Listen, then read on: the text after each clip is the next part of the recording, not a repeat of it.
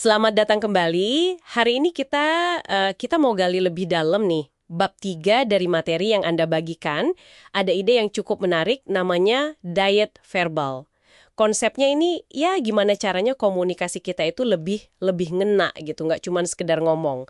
Jadi misi kita sekarang ini ya membedah gimana caranya mengurangi kata-kata yang nggak perlu itu bisa bikin omongan kita lebih tajam, lebih jernih, dan ya lebih berkesan lah. Mirip kayak diet sehat buat badan gitu. Nah ini ada fakta menarik nih di awal pembahasan, rata-rata orang itu ngomong sekitar 16.000 kata per hari. Coba deh, Anda pernah kepikiran nggak dari sebanyak itu berapa banyak sih yang benar-benar penting? Coba kita lihat inti dari diet verbal ini ya.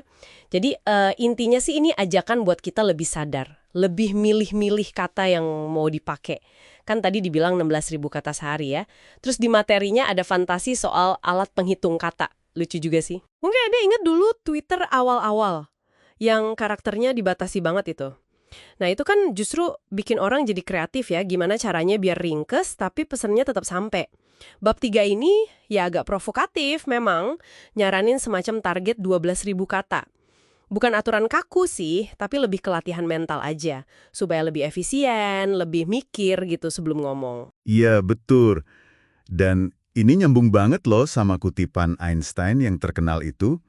Kalau Anda nggak bisa jelasin sesuatu secara sederhana, berarti Anda belum cukup paham. Gitu kan intinya? Jadi ini bukan cuma soal pakai kata simple, tapi keringkasan itu sendiri nunjukin pemahaman yang dalam.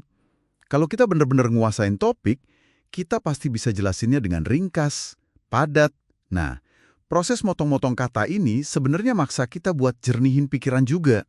Hasilnya, ya pesannya jadi lebih gampang dicerna, lebih gampang diingat sama lawan bicara Anda. Kayak laser gitu, fokus, tepat sasaran. Betul sekali, fokus ya. Nah, ini nih yang menarik juga, bab 3 ngenalin istilah kata-kata nirnutrisi. Itu loh kata-kata pengisi kayak kayaknya gitu loh. Sering banget kan kita dengar atau malah kita pakai sendiri. Analoginya di materi itu pas banget, kayak cemilan nggak bergizi dalam diet komunikasi kita, junk food lah istilahnya. Mungkin kedengarannya sepele ya, tapi kalau numpuk, itu bisa ngaruh ke wibawa profesional Anda. Bahkan katanya bisa menghambat karir juga. Serem juga ya kalau dipikir-pikir. Memang, ngilangin kebiasaan ini tuh nggak gampang. Ada penjelasan ilmiahnya juga. Di materi Anda kan disebut tuh risetnya Russell Poldrack. Otak kita itu punya tendensi balik ke pola lama. Apalagi kalau lagi stres atau kurang fokus. Jadi kuncinya apa dong? Cuma satu kata sebenarnya. Perlambat. Coba deh, anggap kata pengisi itu kayak lubang di jalan di depan Anda. Kalau ngebut, ya pasti kejeblos kan? Tapi kalau Anda sedikit aja pelan-pelan, Anda kasih waktu buat otak yang katanya cuma sekitar 600 milidetik di depan mulut kita buat ngenalin lubang itu terus menghindar. Jadi jeda yang disengaja itu, meskipun cuma sepersekian detik, itu alat komunikasi yang kuat banget loh. Bukan tanda ragu sama sekali. Bener, jeda buat mikir ya. Oke, selain kata pengisi tadi, bab 3 juga ngomongin soal pembersihan leksikon. Simpelnya sih hindari jargon teknis atau bahasa korporat yang nggak perlu-perlu amat. Yang malah bikin kita kedengaran kayak, jas kosong gitu. Keren di luar, tapi isinya kopong. Contohnya juga jelas tuh, daripada pakai kata mendekomplexify, susah banget nyebutnya, kenapa nggak bilang aja menyederhanakan? Kan lebih jelas.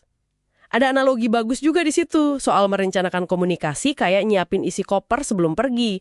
Kalau persiapannya matang, rapi, ya hasilnya ringkas, efisien, kopernya pas, isinya tertata. Tapi kalau persiapannya asal-asalan, ya jadinya ngomongnya muter-muter nggak jelas.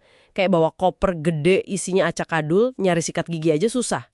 Nah, itu yang kita lakuin ke pendengar kita kalau ngomongnya kepanjangan. Bikin repot mereka. Iya, persis. Dan ini secara langsung ngebantah mitos yang lumayan umum ya. Anggapan kalau makin lama ngomong, makin meyakinkan. Justru seringnya kebalikannya. Bertele-tele itu malah bisa dilihat sebagai tanda nggak yakin, atau ya itu tadi, persiapannya kurang. Kalau kita tarik lagi nih buat Anda sebagai pendengar, keringkasan itu bentuk penghargaan loh. Menghargai waktu Anda, menghargai kapasitas otak Anda buat nyerna informasi. Metaforanya bagus tuh di materi Anda. Jangan kasih prasmanan kata-kata yang bikin pendengar Anda kenyang, tapi isinya nggak relevan semua. Sebaliknya, sajikan secara à la carte. Pilih menu kata yang paling penting, paling bergizi aja. Dengan gitu, pesan Anda nggak cuma nyampe, tapi juga memuaskan. Meninggalin kesan yang dalam, bukan rasa begah kebanyakan info nggak penting. Oke, jadi kesimpulannya dari bab 3 ini cukup jelas ya. Kalau kita menerapkan diet verbal ini, jadi lebih sadar, lebih selektif sama kata-kata, itu bisa banget ningkatin dampak komunikasi kita. Pesan jadi lebih jernih, lebih gampang diingat, dan ujung-ujungnya yaitu wibawa profesional kita juga ikut naik. Nah, ini jadi bahan renungan yang penting nih buat Kanda semua. Coba deh direfleksiin. Seberapa sering sih kata-kata nirnutrisi tadi nyelip di obrolan Anda sehari-hari? Terus, area mana nih dalam komunikasi Anda, entah itu di kerjaan atau di rumah, yang kira-kira paling bisa dapat manfaat dari prinsip diet verbal ini?